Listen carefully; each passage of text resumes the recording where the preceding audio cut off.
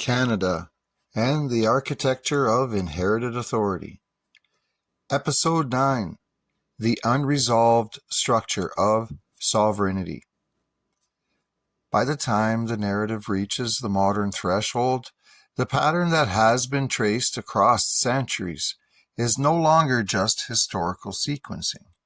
It becomes a question of whether authority was ever fully transferred or whether it was continuously reframed through legal instruments that preserved an older structure beneath the appearance of change. The story being told here is not presented as a settled conclusion, but as a sustained investigation into whether continuity of control was maintained through evolving language, seals, offices, and constitutional documents that may not have been examined together as a single system. The turning point was the Statute of Westminster in 1931. It is treated as the moment that is often described as legislative independence, but it is also a structural rupture point that raises a foundational question. If sovereignty was transferred, what exactly remained of the earlier constitutional architecture that depended on imperial executive instruments, particularly the role of the Governor-General as it had been historically constituted through letters patent? 1931 is not simply an evolution of autonomy, but a moment where the assumed continuity of the governing mechanism is placed under scrutiny. The argument being explored is whether the system that followed was a continuation of the same authority chain or a reconstructed version built on inherited mechanisms that were never fully legal. The role of the Governor-General becomes central. The position is described historically as being established through letters patent issued under imperial authority, with executive functions embedded in a crown-based administrative structure. The question raised is whether later constitutional developments maintained the original legal foundation of that office, or whether changes in sovereignty status altered the underlying source of authority without clearly redefining the mechanism that gave the office its operative power. In this framing, the Governor-General is not just a ceremonial figure, but a structural link in a chain of authority that stretches back through colonial administration, raising the question of whether that chain was ever formally revalidated after 1931 or simply carried forward by convention. At the same time, there's another reoccurring thread: participation and consent. It is pointed out that Indigenous nations were not included in the foundational constitutional negotiations that shaped early governance structures.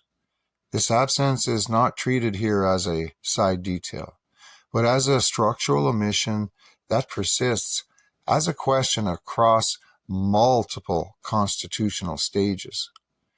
Similarly, it is emphasized that there were no general referendums at key constitutional moments, and that public ratification in the modern democratic sense did not occur at the scale one might expect for foundational constitutional transformation.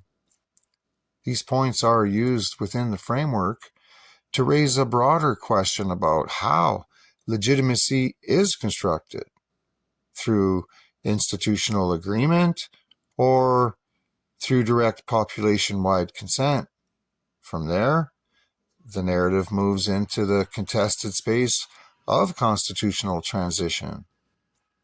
The Constitution Act 1982 is described as a major structural moment that formally relocated constitutional authority within Canada, but it is also treated as a part of a longer chain of unresolved questions about consent, provincial agreement, and procedural completion. Quebec's non-signature is not as a symbolic detail, but as a structural tension point in the perceived completeness of the agreement. That absence becomes part of a broader argument about whether the constitutional framework achieved universal acceptance across all foundational participants, or whether it proceeded through partial alignment and institutional implementation. This leads into the recurring issue of instruments of authority, particularly letters patent and proclamations. 3 of them to be precise. Within the material, questions are raised about whether certain instruments were issued, signed, or sealed in ways consistent with earlier imperial procedures, and whether deviations from those procedures affect their validity.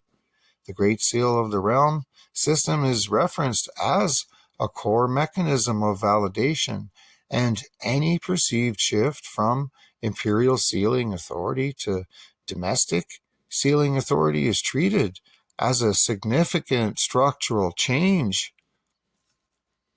The question being posed is not simply administrative, but foundational. Does authority derive from continuity of form or from the legitimacy of transformation? Income tax, statutory law, and administrative governance are then placed into the same investigative frame. Modern legislative structures are examined as extensions of earlier systems of authority rather than entirely new constructs. The argument being explored is whether laws enacted after key constitutional transitions were fully re-ratified through a foundational act of popular or provincial consent, or whether they operate through inherited legal continuity from earlier frameworks. This is not presented as a conclusion, but as a point of tension within the broader narrative structure being built across the episodes. The Clarity Act is introduced again within this episode as a procedural expression of how constitutional change is managed. It is viewed as a mechanism that defines the conditions under which political separation could be considered, rather than a neutral procedural tool. The emphasis is on how thresholds are defined, who defines them, and what level of certainty or ambiguity is required before political transformation can even proceed. The underlying question is structural rather than emotional. If legitimacy depends on interpretive thresholds, then who ultimately controls the definition of clarity itself? Across all of these elements, the reoccurring motif is not a single claim, but a pattern of unanswered structural questions that accumulate over time. This suggests that each historical stage introduces a new layer of authority, but does not always visibly dismantle or formally reconcile the previous one.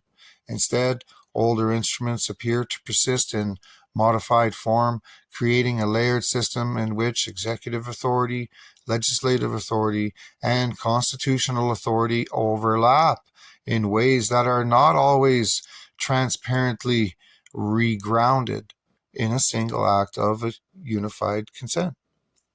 And so, the episode does not end with a conclusion, but with a continuation of the investigation itself.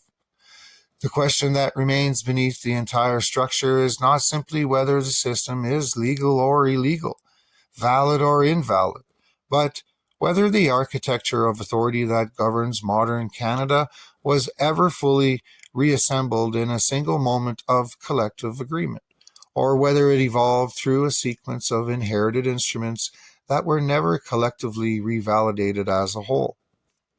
In that gap between continuity and reconstruction, between inherited structure and declared sovereignty, the narrative leaves its central tension unresolved on purpose.